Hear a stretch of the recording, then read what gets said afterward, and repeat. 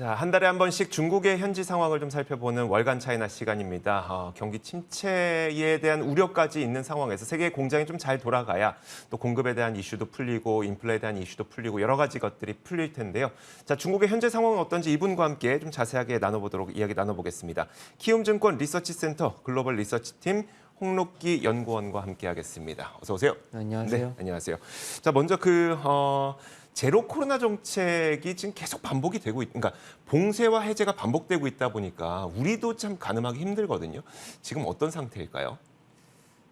사실은 그 제로 코로나 정책에 대해서는 좀 말이 많은 것 같아요. 특히 그러니까 제로 코로나 정책이 어디까지 유지되는지에 대해서도 이제 크게 갈리고 있는 게 이제 첫 번째로는 시진핑 지도부가 2기에서 이제 3기로 넘어가는 당대회인 10월부터 네. 이제 내년 3월에 전인대까지 그 정치 이벤트들을 소화하는 과정에서 제로 코로나가 대대적인 변화가 있을 것이다. 그러니까 위드 코로나라고 표현할 수는 없겠지만 어쨌든 그것에 준하는 변화가 있지 않을까라고 네네. 좀 전망하는 부분들이 좀 대다수인 것 같고요. 저도 좀 그렇게 생각을 하고 있습니다. 일각에서는 이제 이 제로 코로나 정책이 사실 이제 체제적으로 계속될 거다라는 조금 그런 주장도 있는데요. 사실 그런 주장은 사실 일리는 저는 없다라고 좀 생각을 하고 있고요. 특히 이 3연임의 명분으로서 사용하고 있다라는 질문도 좀 많이 받았었어요. 네네. 근데 사실은 저는 제로 코로나 정책을 정책적인 명분으로 삼기엔 조금 부족했다 생각을 하고 있어요. 오히려 시진핑 주석이 자기가 장기 연임을 해야 하는 이유로서 항상 제시했던 거는 그린 에너지 투자라든지 좀 장기 경제 성장 동력원을 찾기 위해서 좀 정책적인 지원이 필요하기 때문에 자신의 그 장기 집권의 명분을 조금 타당하게 조금 이야기하는 경향들이 있었었고요. 그러니까 제로 코로나 정책은 그런 정치 명분보다는 그러니까 정책 시계열이 예를 들면 이제 우리나라도 그렇고 네네. 글로벌이 연초부터 이제 위드 코로나를 조금 전환을 그랬죠. 하고 있었잖아요. 그때부터 이제 중국이 제로 코로나를 같이 위드 코로나를 하게 됐었다면은 사실 올 10월 달까지의 그 성과가 그러니까 방역이냐 경기 쪽이냐 둘 중에 하나가 조금 판가름이 나야 됐을 거라고 생각을 하는데 만약에 그 시점에 위드 코로나로 넘어갔을 경우에 중국의 현재 방역 상황이라든지 그리고 의료 캐파들 그걸 고려했을 때는 경기 그리고 방역을 둘 다 놓치는 최악의 결과가 나올 수 있었다라고 네네. 생각을 하고 있고요. 그렇기 때문에 둘 중에 하나를 택하는 선택에서는 아무래도 조금 방역을 강화하는 쪽으로 가는 게 아닌가라고 생각을 하고 있습니다. 그래서 이제 계속 이어질 것 같지는 않다. 네. 아무래도 당대회 지나고 이제 연임이 확정되면 이런 것들도 좀 풀릴 가능성도 있겠네요. 네, 저는 그렇게 생각은 하고 있습니다. 알겠습니다. 자, 그렇다면 부동산은 어떨까요? 일단 사실 최근 몇 년간의 이제 그 어떤 중국의 가장 커다란 위험 요인으로 그리고 부동산이 참 크게 지목이 됐었고 거기에 대한 구조 개혁을 진행하면서 홍다부터 시작해서 참 커다란 이슈들이 많지 않았습니까? 현재 중국의 부동산은 어떤 상태일까요? 일단 각종 지원 정책이 전개되고 있는 건 확실한 것 같습니다. 그래요? 일단 그 부동산 자체가 중국이 계속 이제 투기의 목적이 아니라 거주의 목적이다라는 기본적인 틀을 바꾼 건 아니긴 합니다만은 여러 방면에서 정책이 진행되고 있고요. 예를 들면 인민은행은 그 LPR, 그러니까 대출 우대 금리를 15bp 인하를 했거든요. 네네. 다만 이런 쪽에 대해서는 그 중국이 아까 이야기 들었던 것처럼 좀 공급 측의 유동성 문제라고 생각을 하고 있기 때문에 그렇게 개인이 이자 비용이 부담돼서 그 못 샀던 문제는 아니기 때문에 네네. 이런 정책 효과는 제한적이다라고 생각은 하고 있지만 그래도 그 정부의 스탠스가 부동산에 우호적으로 다시 바뀌었다라는 의미를 주는 데는 충분했다 생각을 하고 있고요. 네. 또한 이제 중국 정부가 직접적으로 유동성을 공급하기 위해서 많이 노력을 하고 있는 것 같습니다. 예를 들면 이제 구제 펀드를 설정을 해서 이제 정책 은행을 통해서 네. 지방 정부로부터 그 특별 대출을 제공을 하는 그런 방식이거든요. 이게 디벨로퍼에게 주는 게 아니라 그 미완공 프로젝트에게 직접 주는 방식이에요. 네네. 그렇기 때문에 긍정적인 점은 당연히 미완공 프로젝트인 아파트들에게 우선적으로 자금이 들어갈 수밖에 없는 거고 그렇게 된다면 이제 최근에 미완공 물량들이 증가했었는데 그런 부분들이 줄어든 데 일조할 것 같다라고 긍정적으로 평가할 수 있겠지만 어쨌든 중국 부동산 디벨로퍼들에게 그 산적해 있는 네. 그 유동성 문제가 해결된 건 아니다라는 점은 좀 부담이라고 볼 수 있습니다. 그리고 중국에서도 지금 배드뱅크 참여 유도하면서 그 중국이 원래 그 부실 자산 매입 범위가 상대적으로 좀 적었었는데 네. 이런 범위들을 늘려주고 있고 그래서 중국 내에서도 뭐 대표적인 기업들이 지금 디벨로퍼들의 구조조정에 나서고 있어요. 그런 점들이 중국의 디벨로퍼들이 사실은 그 중소형들에서 보면은 네. 사실 그 작은 문제가 많았던 기업들이 많거든요. 그래서 그 구조조정되는 부분들은 좀 긍정적인 효과를 기대할 수 있다 생각을 하고 있고요. 가장 마지막으로는 그 민간 부동산 디벨로퍼들의 그 신용을 이제 보강을 해주고 있습니다. 그러니까 정부가 그 신용을 보증해주고 있는 부분들인데 어쨌든 그 일부 기업들이기 때문에 이 효과가 전체로 확산되는데 좀 시간이 걸릴 것이다라고 생각을 하고 있고요.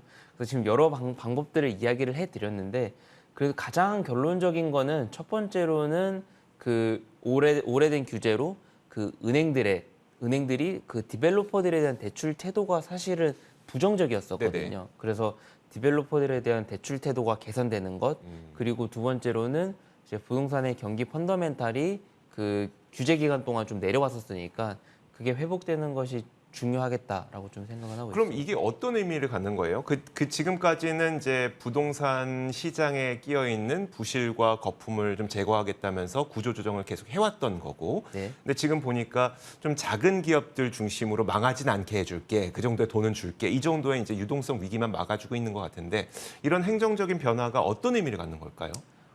첫 번째로는 그 규제 정책의 방향 자체가 틀렸다라는 건 아니죠. 그러니까 네네. 중국이 사실은 그 디벨로퍼들의 상품들을 면밀히 살펴보면은 사실 부실한 내용들이 많았었고 뭐 이런 게 장기간 누적될 경우에는 뭐 미국의 금융위기처럼 중국도 이제 금융위기가 나올 수 있다라고 이제 분석을 했기 때문에 뭐 중국판 리만이니 뭐 이런 뉴스들이 많이 맞아요. 나왔었던 거잖아요.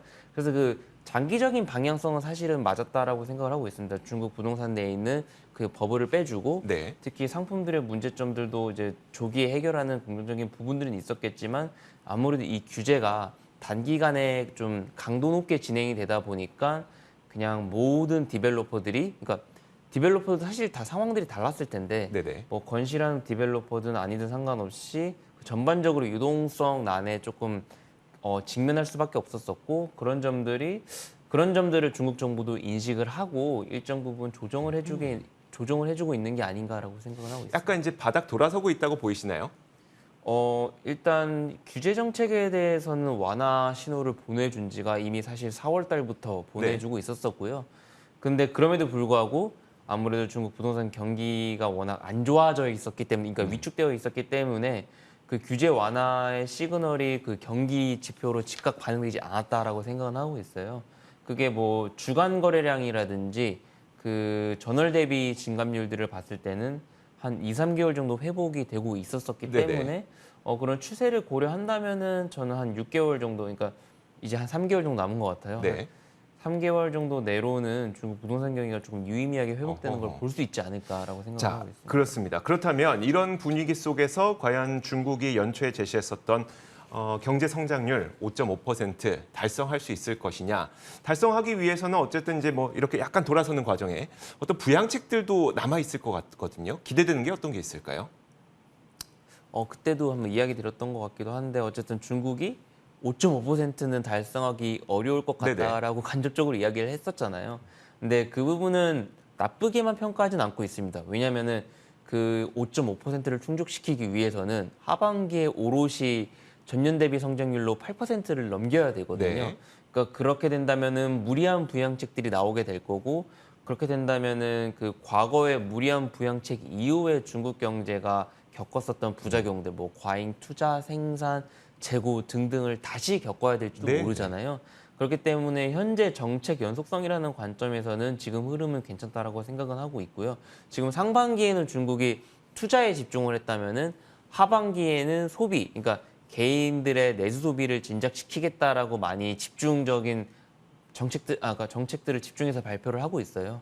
다만 그런 부분들의 효과는 그래도 투자 쪽만큼은 거두기 어려울 것 같다라는 게 제 생각이고요. 그러니까 왜냐하면 지금 뭐 고용이라든지 소득 부분들이 그 헤드라인으로 본다면, 그러니까 전체로 본다면 나쁘지는 않아요. 그러니까 네. 고용도 하향 안정화됐고, 그러니까 죄송합니다. 실업률이 하향 안정화됐고, 네네. 그리고 소득도 꾸준히 늘어나고 있기 때문에 나쁘다라고만 평가하기는 어려운데, 그래도 예를 들면 코로나 이후에 취약한 계층들, 예를 들면 실업률을 본다면은 청년층 실업률은 계속 올라가고 있고, 네. 그러니까 안 좋은 뜻이죠. 그리고 뭐 소득도 본다면은 그러니까 제로 코로나 국면에서 우리나라도 사실은 자영업자들이 가장 힘들었잖아요. 네네. 중국도 자영업자들의 그 소득 성장률을 본다면 사실 많이 뒤처져 있거든요. 뭐 그런 것들을 본다면은 그 제로 코로나 정책의 수정이 없는 이상 그 중국 정부의 그 내수 소비 진작 정책은 사실은 한쪽 다리를 잡힌 채로 갈 수밖에 없다라고 생각을 그럼 하고 이 있어요. 내용들을 좀 종합해서 아주 간략하게 사실 이게 우리가 보는 이유는 그럼 중국 시장은 언제쯤 돌아서게 될 것이냐. 이 턴어라운드의 시점은 어느 정도로 예상하고 계시는 걸까요?